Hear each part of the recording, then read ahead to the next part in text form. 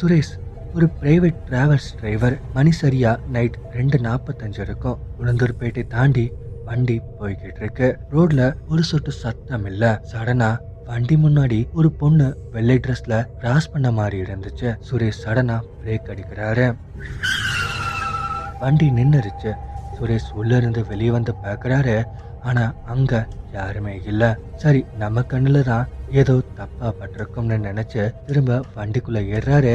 அப்போதான் நோட்டீஸ் பண்றாரு, அவரோட ஸ்டீரிங் வீல் மேல ரத்தம் வடிகிற ஒரு கைத்தடம் பதிஞ்சிருக்கு. சுரேஷ்க்கு உடம்பு மொத்தமா நடுங்க ஆரம்பிச்சிருச்சு.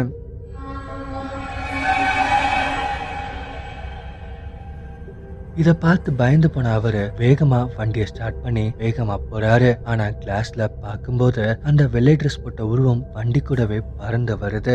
100 கிலோமீட்டர் ஸ்பீட்ல கூட அந்த உருவம் சைட்ல சிரிச்சுக்கிட்டே